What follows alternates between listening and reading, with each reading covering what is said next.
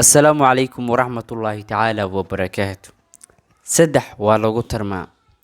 هو والد هين عبادو هجر لآنتل.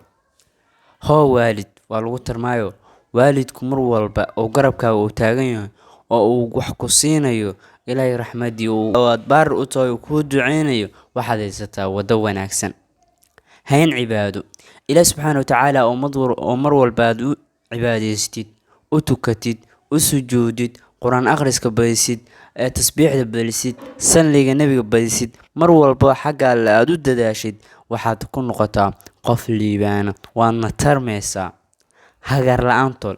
tolkaagu hadduusan ku hakran